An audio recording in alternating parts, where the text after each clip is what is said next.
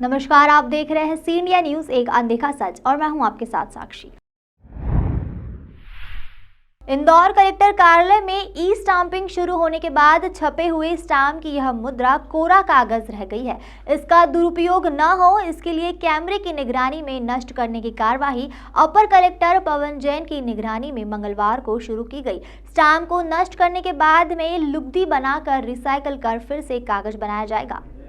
अचल संपत्ति के पंजीयन के लिए कागज पर छपे जो स्टैंप पेपर मुद्रा की तरह चलन में थे, अब वे मामूली कागज हो गए हैं। मध्य प्रदेश में संपत्ति के पंजीयन के लिए वर्ष 2015 में ई स्टाम्पिंग व्यवस्था शुरू हुई थी, जिसे राज्य सरकार 7 साल बाद ऐसे 6,000 करोड़ रुपए के स्टैंप पेपर को मंगलवार को नष्ट किए गए। इनके इतने छोटे छोटे टुकड़े किए गए कि इनको कोई जोड़कर दुरुपयोग ना कर सके। स्टाम्प पेपर के विनष्टीकरण की पूरी प्रक्रिया सीसीटीवी कैमरे की निगरानी में की गई। इंदौर में लगभग 1100 करोड़ रुपए के स्टाम्प पेपर नष्ट किए जाएंगे। इसके लिए बाकायदा एक समिति बनाई गई है। इसमें प्रशासन, पंजीयन एवं मुद्रांक विभाग और जिला कोषालय के अधिकारी शामिल है। राज्य सरकार पूरे प्रदेश में एक साथ यह स्टाम्प पेपर नष्ट करने जा रही है। इंदौर सहित भोपाल, ग्वालियर, जबलपुर, उज्जैन, रीवा आदि जगह यह प्रक्रिया शुरू की जा चुकी है। इसके लिए कुछ कंपनियों को ठेका दिया गया है। ठेकेदार मशीन लगाकर प्रशासनिक समिति की निगरानी में इन स्टाम्प पेपर को नष्ट कर रहे हैं। इसके बाद वह इन कागज के टुकड़ों को अपने साथ ले जाएंगे। बताया जाता है कि स्टाम्प पेपर के इन छोटे छोटे कतरों की लुगदी बनाकर इन्हें रिसाइकल कर फिर से कागज बनाया जाएगा।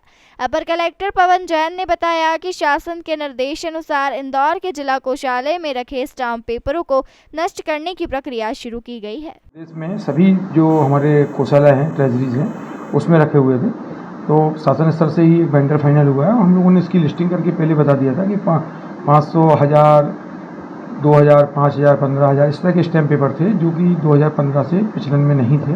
उनके विनिष्ट करने की कार्रवाई चल रही है और इसकी विनिष्ट करने की कार्रवाई के लिए कलेक्टर साहब के निर्देश आदेश अनुसार एक कमेटी बनाई गई है, जिसको मैं हूँ, मेरे साथ में मोरे साहब हैं जो कि हमारे सीनियर रजिस्ट्रार हैं, और साथ में कोषालय अधिकारी हैं बघेल साहब।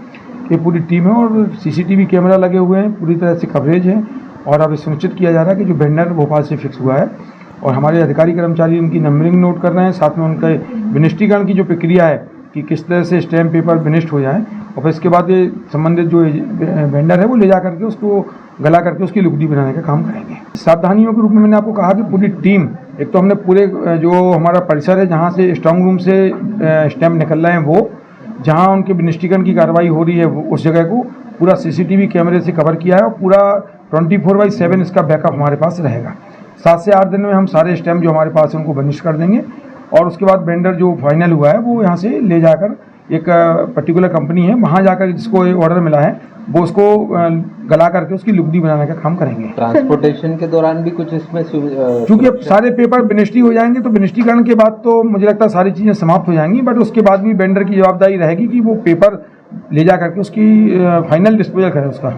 पंजीयन एवं मुद्रांक विभाग के अधिकारियों के अनुसार प्रदेश में सर्वाधिक स्टैंप पेपर इंदौर और उज्जैन के जिला कोषालयों में रखे हुए हैं। इंदौर में लगभग 1100 करोड़ तो उज्जैन में लगभग 1300 करोड़ रुपए के स्टैंप पेपर रखे हुए हैं।